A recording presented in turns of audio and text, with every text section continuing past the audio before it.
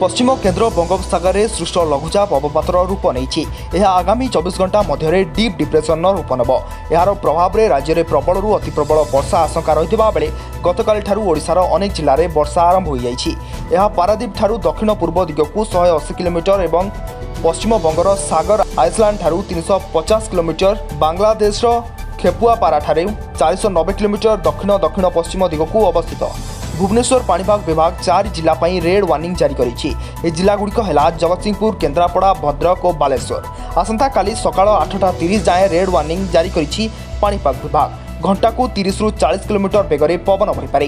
तलिया अंचल में जमीपारे पानी एवं कच्चा घर प्रति विपद रही। सेहीपरि पुरी जिला ऑरेंज वार्निंग जारी करा दैछि। एहा सह 10टी जिला येलो वार्निंग जारी होइछि। गंजाम, कटक, खोर्धा, जाजपुर, मयूरभंज, बालेश्वर, केन्द्रापड़ा, भद्रक, जगतसिंहपुर और जाजपुर येलो वार्निंग जारी करिछि पाणीपाग विभाग। तेबे आज सबुठु अधिक वर्षा हबो। आसंता कालिठु वर्षार परिमाण कमिबो।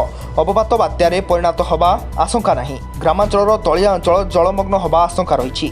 उपकूल अंचल में 40 ରୁ 60 किलोमीटर बेगरे पवन बहिबो। समुद्र अशांत थिबारु मत्स्यजीवी को समुद्र जावाकू बारण करा जायछि।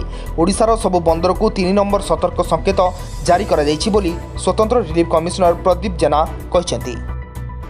जगतसिंहपुर, केन्द्रापड़ा, भद्रक और बालेश्वर यही 4 गोटी जिले में प्रबल अति प्रबल वर्षा होबार संभावना अच्छी। 30 ରୁ 40 किलोमीटर बेगरे पवन बहिब और यही पवन बेग सर्वाधिक 50 किलोमीटर स्थल विशेष हो पारे। 23 तारिख ରୁ 24 तारिख भितर बालेश्वर, भद्रक, केन्द्रापड़ा, जगतसिंहपुर और जाजपुर जिले में प्रबल वर्षा होबार संभावना अच्छी। आसंता काली माने आजिठू आसंता काली सकाळ भितर गंजाम, खोर्धा, कटक, जाजपुर, मयूरभंज यह जिले में स्थाने स्थाने प्रबल वर्षा हो पारे। वाटर लगिंग हो पारे, जलमग्न किसी तलुआ अंचल, खालुआ अंचल जलमग्न हो पारे। जहाँ संभावना अच्छी या द्वारा सेमिति बन्या परिस्थिति सृष्टि होला भलिया लागू नहीं।